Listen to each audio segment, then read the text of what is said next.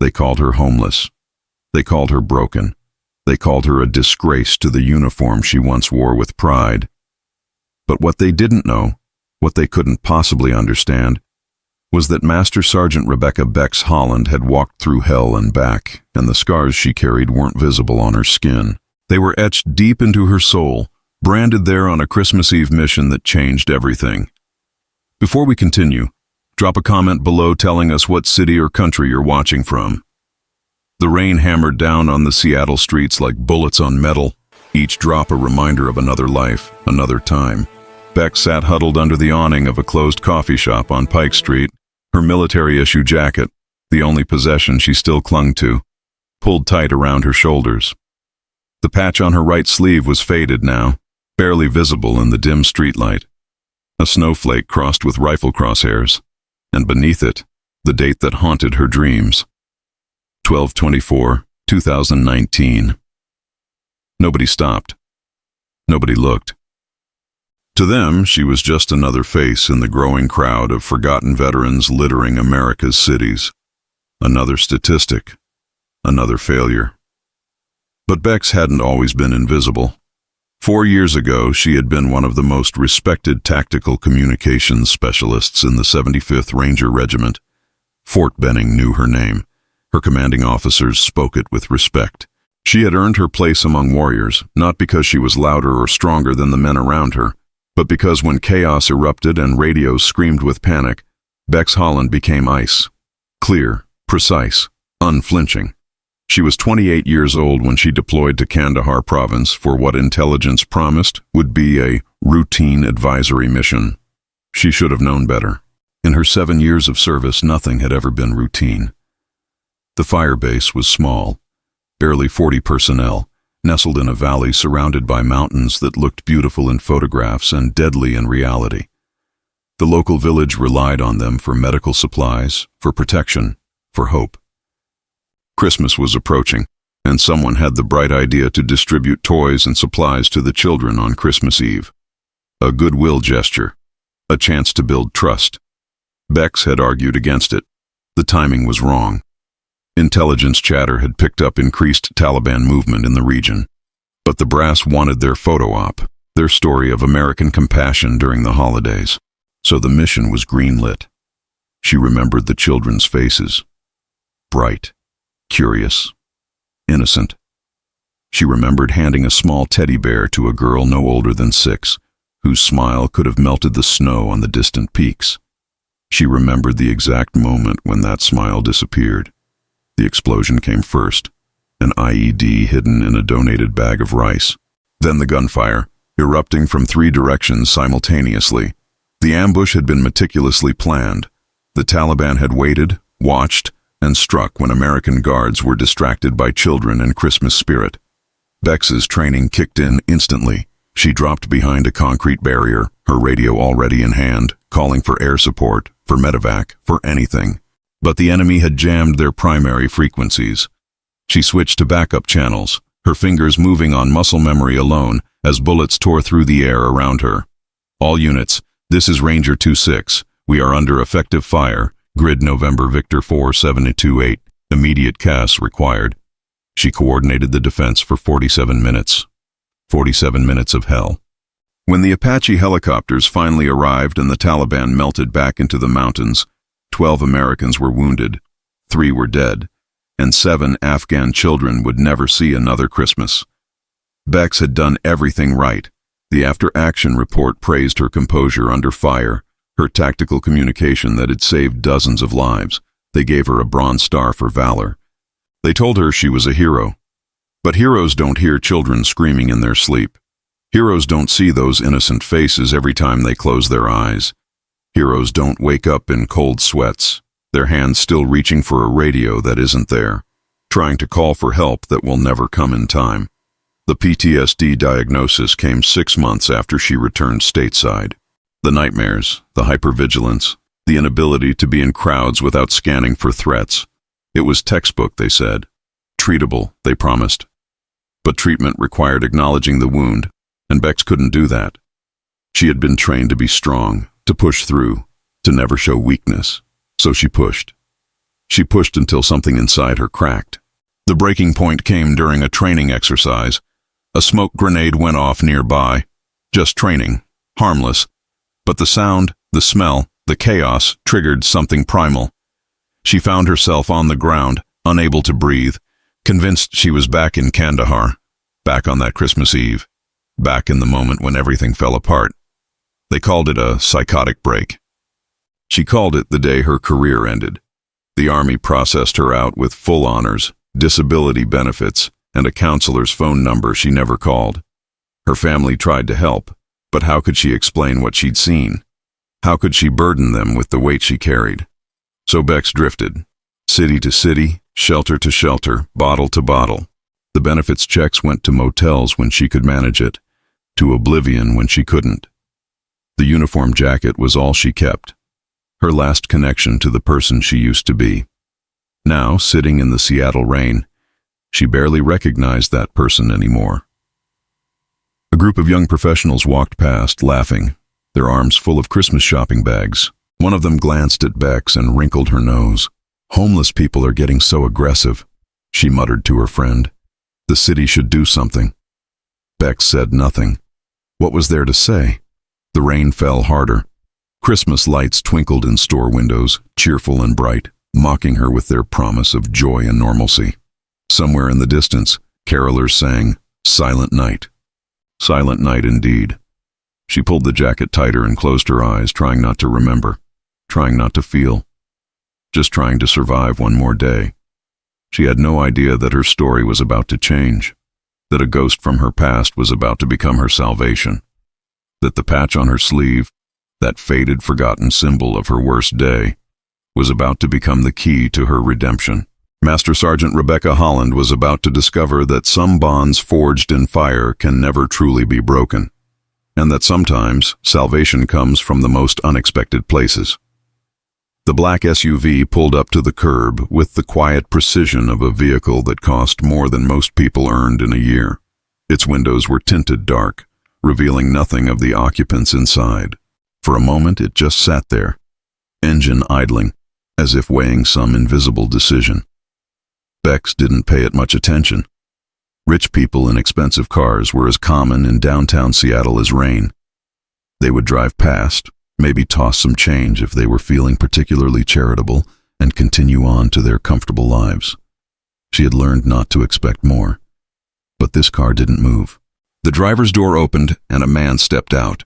Even in civilian clothes, jeans, a dark pullover, and a weatherproof jacket, he moved with unmistakable military bearing. His posture was too straight, his scan of the environment too tactical, his awareness too sharp. Mid-30s, athletic build, short brown hair with threads of gray at the temples, and eyes that had seen things most people only witnessed in movies. He walked directly toward Bex, his stride purposeful but not threatening.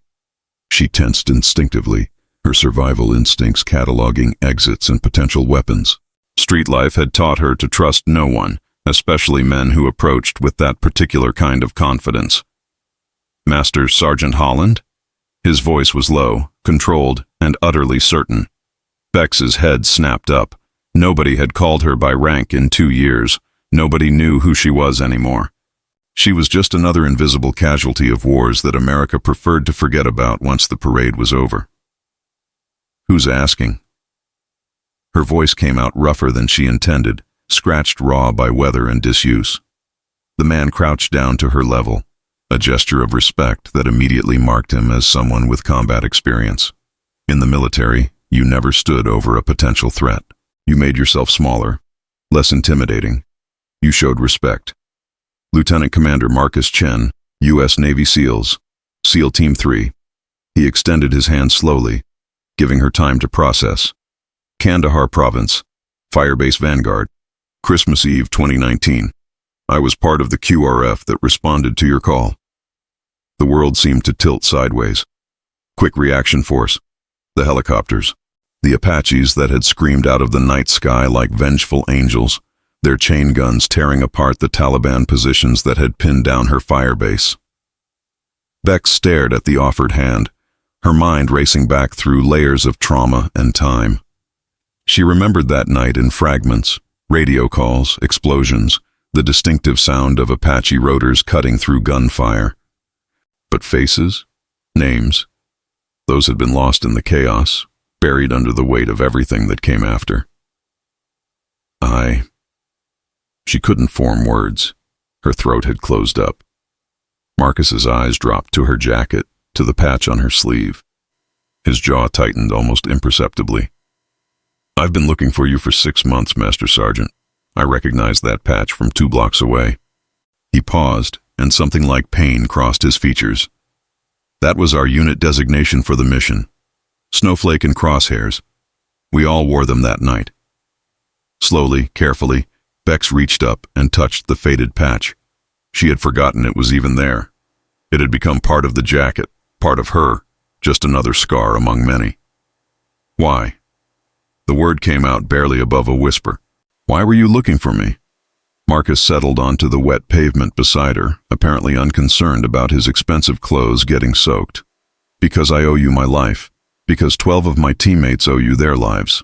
Because you stayed on that radio for 47 minutes under direct fire and coordinated a defense that should have been impossible. You painted targets for us. You directed medevac routes. You held that entire perimeter together while being pinned down from 3 directions." He turned to look at her directly, and his eyes were fierce with conviction. "You called us in so precisely that we didn't lose a single aircraft. You saved American lives that night, Master Sergeant. A lot of them." Bex shook her head, the familiar guilt rising like bile in her throat. "I didn't save the children, I didn't—" "Stop."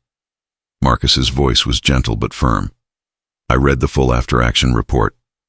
I talked to everyone who was there. That ambush was planned for weeks. The Taliban used those children as bait and human shields. There was nothing you could have done differently. You got dealt an impossible hand, and you played it perfectly." Tears burned behind Bex's eyes, but she refused to let them fall. She had cried enough. She had drowned in guilt and self-recrimination for 2 years. Hearing someone say the words she desperately wanted to believe but couldn't accept felt like touching a live wire. "I see them," she whispered, "every night. Their faces. I can't make it stop." Marcus nodded slowly. "I know. I see them too. Every guy on that QRF sees them. That's the price of the job. We carry the dead with us." He paused, choosing his words carefully. "But here's what I learned in 15 years of doing this. The dead don't want us to carry them like stones around our necks. They want us to carry them as reasons to keep fighting, to keep living, to make their sacrifice mean something." A police cruiser rolled past, and the officer inside glanced at them with casual suspicion. Just 2 people sitting in the rain, probably homeless, probably harmless. The car kept moving. "I broke," Bex said finally, the admission costing her everything. "I fell apart. I couldn't handle it. I lost everything. My career, my family, my identity. I became this." She gestured at herself with disgust. "You survived," Marcus corrected. "That's not nothing. You think you're the first operator to hit the wall? You think SEAL training makes us immune to trauma? I lost 3 guys from my team to suicide in the last 5 years. Warriors who jumped out of planes and kicked down doors without hesitation, but they couldn't fight the enemy inside their own heads." He stood up, offering his hand again. "So here's what's going to happen. You're going to get in that car with me. We're going to get you cleaned up, fed, and into some dry clothes. Then tomorrow, you're going to start attending meetings at a veterans facility I help run. We specialize in combat PTSD, and we've got people who understand exactly what you're going through." Bex looked at the offered hand like it was a lifeline thrown across an impossible chasm. "Why would you do this? You don't even know me." "Yes, I do." Marcus's voice was absolute. "I know you're the kind of person who stays on the radio under fire. I know you're the kind of soldier who thinks about others before herself. I know you're the kind of warrior who carries guilt for things outside her control because she holds herself to an impossible standard." He smiled slightly. "And I know that Master Sergeant Rebecca Holland doesn't quit. She's just lost right now. But we find lost people. That's what we do." The rain had slowed to a drizzle. Christmas lights reflected in the puddles around them, fractured and distorted but still shining. Bex thought about refusing.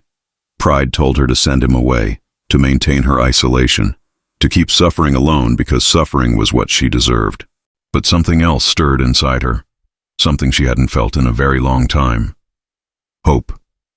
It was fragile and tentative, like the first green shoot pushing through winter soil. But it was there. She reached up and took his hand. Marcus pulled her to her feet with effortless strength, steadying her when her legs threatened to buckle. 2 years on the streets had taken their toll. "I don't know if I can do this," Bex admitted. "You don't have to know," Marcus replied. "You just have to try. One day at a time, one step at a time. That's all any of us can do." As they walked toward the SUV, Bex glanced back at the spot where she'd been sitting. Her entire existence had been reduced to that small patch of concrete and rain. But maybe, just maybe, there was something more waiting for her. Maybe her story wasn't over yet. Maybe Christmas Eve 2019 didn't have to be the end. Maybe it could be a beginning. The SUV's door closed behind her with a solid thunk, sealing her away from the rain and the cold and the endless cycle of survival. For the first time in 2 years, Bex Holland allowed herself to believe that tomorrow might be different. That she might be different. The ghost of Christmas past was beginning to release its grip. The Veterans Recovery Center sat on the outskirts of Seattle, a converted warehouse transformed into something that felt more like a home than an institution. The exterior was deliberately nondescript. Brick walls, minimal signage, nothing that screamed damaged veterans inside. But stepping through those doors was like entering a different world. Bex stood in the lobby, feeling desperately out of place despite the clean clothes Marcus had provided and the shower she'd taken that morning at the extended stay hotel he'd booked for her. 3 weeks had passed since that rainy night, but her instincts still screamed that she didn't belong here, that she was taking resources away from people who deserved help more than she did. "Master Sergeant Holland?" A woman's voice, warm but professional. "I'm Dr. Sarah Kimball. Welcome to VRC." Dr. Kimball was in her early 40s, with kind eyes that had clearly witnessed their share of trauma. She wore jeans and a casual sweater, deliberately non-threatening, Bex realized. Everything about this place was designed to feel safe. "It's just Bex," she said quietly. I don't use the rank anymore." "Fair enough. It's just Sarah then." The doctor smiled. "Marcus told me about how you two met. He speaks very highly of you." Bex shifted uncomfortably. Praise felt like sandpaper against her skin. "He shouldn't. I'm nobody special." "Interesting." Sarah tilted her head slightly. "Most people who say they're nobody special usually are. The truly unremarkable ones never doubt it." She gestured toward a hallway. "Come on. I'll show you around before the group session starts." The facility was more extensive than Bex had expected.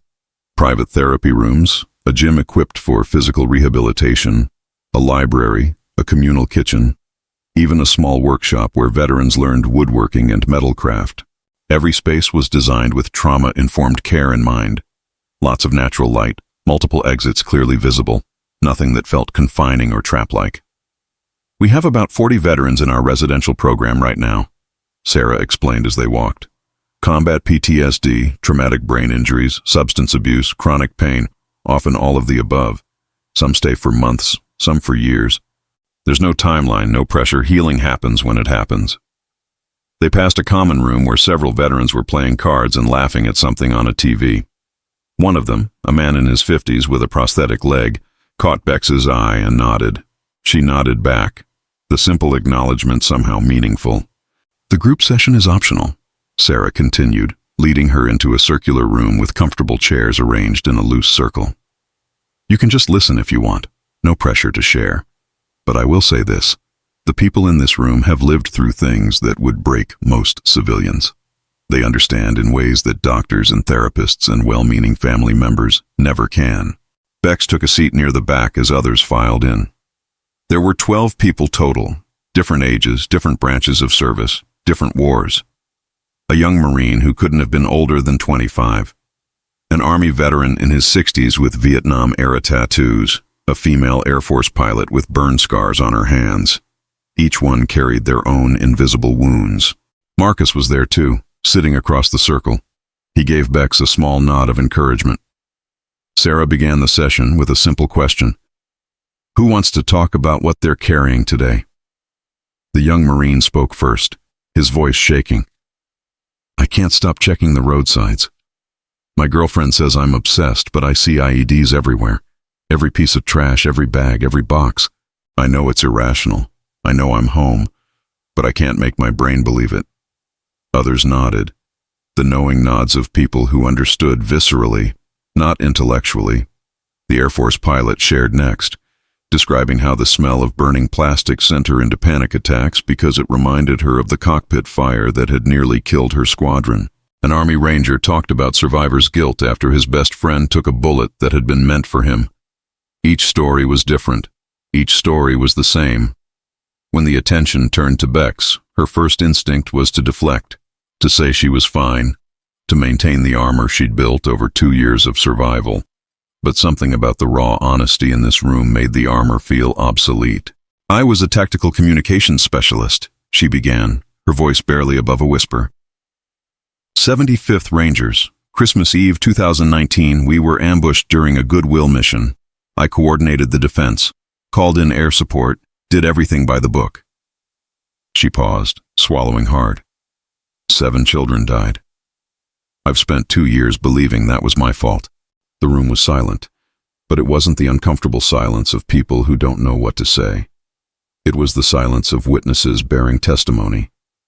I know intellectually that it wasn't my fault, Bex continued, the words coming faster now. I know the Taliban planned it. I know we were set up. I know I saved dozens of lives, but knowing something and feeling it are two different things. And I feel responsible. I feel like I should have seen it coming. I should have done something different. I should have saved them. Marcus leaned forward. Can I tell you what I saw that night? Bex looked up, surprised. I saw someone who refused to break when everything was breaking around her. When my team came in hot, we were flying into a nightmare. Zero visibility, multiple hostiles, friendly forces scattered and pinned down. We should have lost aircraft. We should have lost people. But we didn't, because you painted targets so precisely that we knew exactly where to shoot and where not to shoot. He paused, his voice thick with emotion. After the dust settled, I asked my team lead who the hell was on that radio, because whoever it was just saved our asses. He told me it was a Ranger comms specialist who'd stayed in the open despite incoming fire because she needed line of sight to direct us. That's courage, Bex. That's valor. That's what makes someone a warrior. The Vietnam vet spoke up, his voice gravelly with age and cigarettes. Let me tell you something, sister. In '68, I lost my whole platoon in an ambush outside Hue. I was the only one who walked out. For 40 years, I drank myself stupid trying to forget their faces. 40 years. You know what finally helped?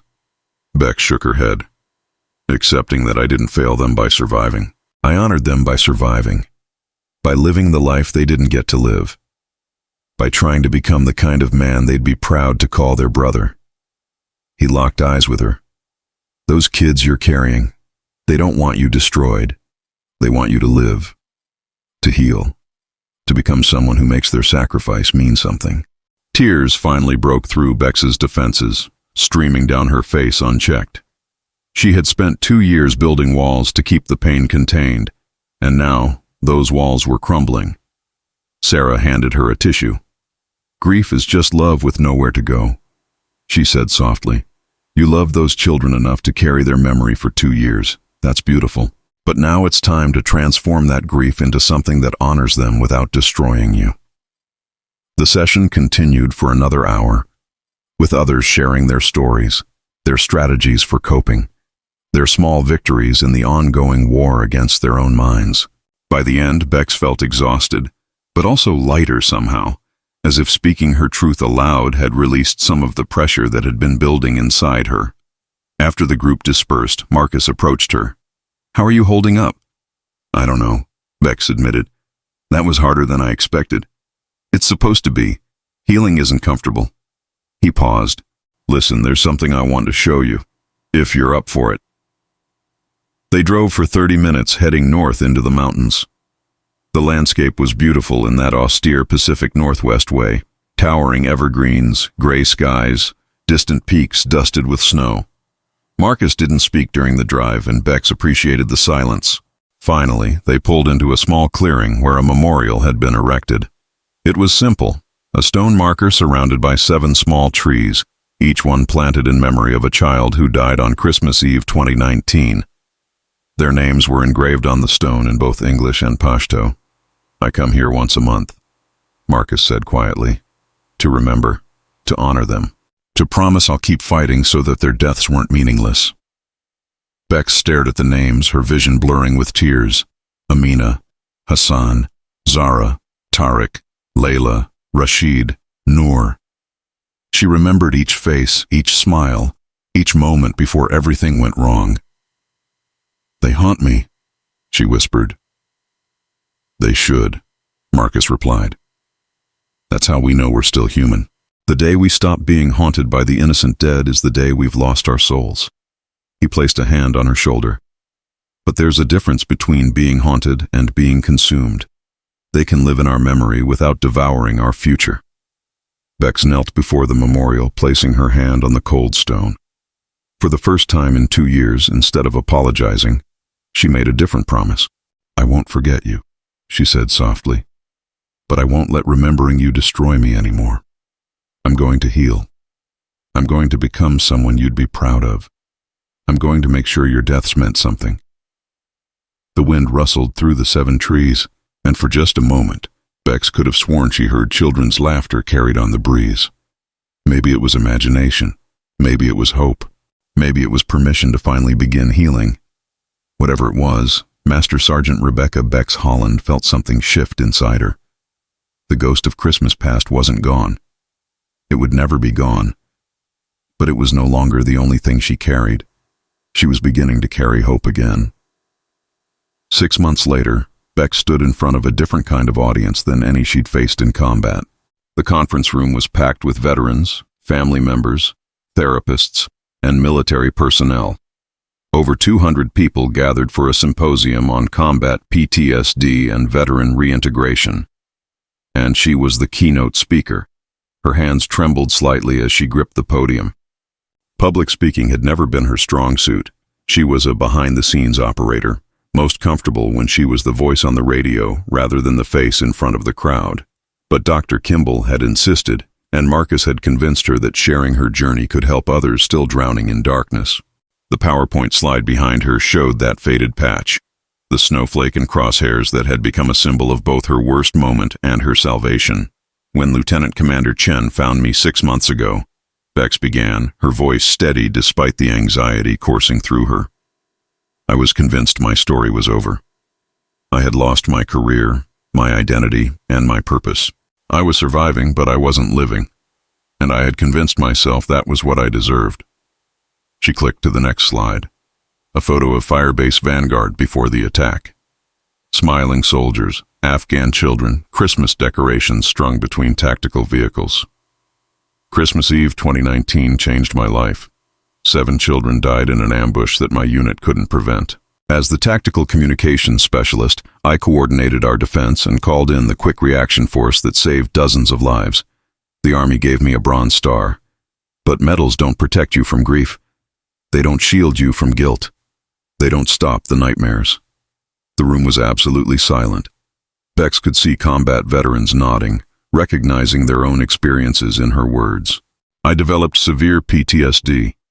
I couldn't handle crowds, loud noises, or the smell of smoke. I couldn't accept comfort or help because I believed I didn't deserve it. Eventually, I couldn't function at all. The Army medically retired me with full honors, but honors don't matter when you can't get out of bed. When you're self-medicating with alcohol just to make it through one more day. When you've lost sight of who you are and whether your existence even matters anymore." She clicked to the next slide, a stark image of downtown Seattle in the rain. 2 years ago, I was homeless, living on the streets, convinced that I was beyond help, beyond hope, beyond redemption. She paused, making eye contact with the audience. I was wrong. The next slide showed Marcus Chen in his SEAL uniform, taken shortly after the Kandahar operation. This man recognized a patch on my jacket, a unit designation from the worst night of my life. He spent 6 months tracking me down, not because he owed me anything, but because warriors don't leave each other behind, even when one of us has fallen so far that we can't see the way back. Bex's voice grew stronger. Commander Chen brought me to the Veterans Recovery Center. Dr. Sarah Kimball and her team taught me something crucial. Healing isn't linear. It's not a straight line from broken to fixed. It's messy and complicated, and sometimes you take 3 steps forward and 2 steps back. But the key is to keep moving, to keep trying, to accept help even when every instinct screams that you don't deserve it. She clicked through slides showing the VRC facility, group therapy sessions, veterans engaged in various recovery activities. I learned that PTSD isn't a weakness. It's a normal human response to abnormal circumstances. That carrying grief doesn't make you broken. It makes you human. That survivor's guilt is real, powerful, and treatable. And most importantly, I learned that asking for help isn't surrender, it's courage. The next slide showed the memorial in the mountains. 7 trees, 7 names. I still carry those children with me, every day. But now, instead of carrying them as proof of my failure, I carry them as motivation to heal, to help others, and to make sure their deaths weren't meaningless. I visit their memorial once a month. I speak their names. I remember their faces. But I also remember that they wouldn't want me destroyed by their memory. Bex took a deep breath. 3 months ago, I became a peer counselor at VRC. I work with combat veterans who are where I was, lost, broken, convinced their stories are over. And I tell them what someone once told me. You don't have to know if you can do this. You just have to try. One day at a time. One step at a time. The final slide showed Bex in her current role, dressed professionally, smiling genuinely, helping another veteran through a difficult moment. Last month, I attended the graduation of a Marine who had been living in his car when he came to us. He's now enrolled in college and rebuilding his relationship with his daughter. 2 weeks ago, I helped an Army veteran navigate her first day without alcohol in 3 years. Yesterday, I talked a Navy corpsman down from a suicidal crisis. Her voice cracked with emotion. These are my new missions. This is my new purpose. The warrior I was didn't die on Christmas Eve 2019. She just got lost for a while. And when I was lost, someone found me. Now I find others, because that's what we do. We don't leave anyone behind. Bex stepped back from the podium. If you're a veteran struggling right now, please hear this. Your story isn't over. The warrior you were is still inside you, even if you can't feel it right now. Reach out, ask for help, accept the hand that's being offered, because you matter. Your life matters, and there are people who understand exactly what you're going through, people who want to help you find your way home. She paused, then added softly, You're not alone. You never were. The applause started slowly, then built to a standing ovation, but Bex barely heard it. She was watching a young veteran in the 3rd row, maybe 23 years old, with haunted eyes and a 1,000-yard stare she recognized all too well. The woman was crying, her shoulders shaking. After the presentation, Bex made her way through the crowd of people wanting to thank her, share their stories, or ask questions. Finally, she reached the young veteran, who was still sitting, staring at nothing. Hey, Bex said softly, crouching down to eye level. I'm Bex. The woman looked up. Corporal Ana Martinez, Marines, Fallujah. Her voice was hollow. I lost my whole fire team. I know, Bex said simply. I can see it in your eyes. I don't know how to keep going, Ana whispered. I don't know how to live with this. Bex took her hand. You don't have to know. You just have to try. One day at a time. And you don't have to do it alone. She pulled out a card with VRC's contact information. I'm here. Commander Chen is here. Dr. Kimball is here. We're all here. And we're not going anywhere. Ana stared at the card, her hands trembling. What if I'm too broken? There's no such thing, Bex replied firmly. I thought I was too broken. I was homeless, addicted, and ready to give up. And look at me now. Not perfect, not cured, but fighting, living, helping others. She smiled gently. You're a Marine, Corporal. Marines don't quit. They adapt and overcome. Something flickered in Anna's eyes. Not hope, not yet, but maybe the possibility of hope. Maybe the first crack in the armor of despair. "Will you call us?" Bex asked. After a long moment, Anna nodded. Later that evening, Bex stood outside the conference center with Marcus, watching the Seattle skyline light up against the dusk. The rain had stopped, at least for now. "You did good in there," Marcus said. "Really good." "I just told the truth," Bex replied. "You saved my life that night. The least I can do is pass it forward." Marcus shook his head. "I gave you a hand up. You did the climbing. That's all you, Master Sergeant." Beck smiled slightly. "I thought we agreed you'd stop calling me that." "Never. Once a ranger, always a ranger. You earned that title. Nothing that happened after changes that." They stood in comfortable silence for a moment. In the distance, early Christmas decorations were beginning to appear in store windows. The holiday that had once represented Bex's worst nightmare was now just another day, one she could face without drowning. "Ana Martinez is going to call VRC," Bex said quietly. I could see it in her eyes. "She's where I was 6 months ago." "Then she's lucky you were there today," Marcus replied. "She met someone who understands, someone who's walked through the fire and came out the other side." Bex touched the patch on her jacket. She still wore it, but now it meant something different. Not a reminder of failure, but a symbol of survival, of resilience, of the bond between warriors who refuse to let each other fall. "Merry Christmas, Commander," she said softly. Marcus glanced at her, surprised. It was only October. "I know it's early," Bex continued, "but I wanted to say it now, while I'm thinking clearly. Christmas Eve 2019 was the worst night of my life, but it also connected me to people who would eventually save my life. So maybe even our worst moments can lead to something meaningful, if we survive them, if we let others help us heal." Marcus smiled, understanding dawning. "Merry Christmas, Master Sergeant Holland. Thank you for not giving up. Thank you for finding me." They walked back to the parking lot together, two warriors bound by shared trauma, mutual respect, and the unbreakable code that no one gets left behind. Master Sergeant Rebecca Bex Holland's story wasn't over. In many ways, it was just beginning. She had walked through hell. She had been lost. She had been broken. But she had also been found. She had healed, and now she was helping others find their way home. Because that's what warriors do. They fight. They endure. They lift each other up. And they never, ever surrender. If you believe that no warrior should fight their battles alone, comment honor below. Share this story with a veteran who needs to hear it. And remember, asking for help isn't weakness. It's the bravest thing a warrior can do.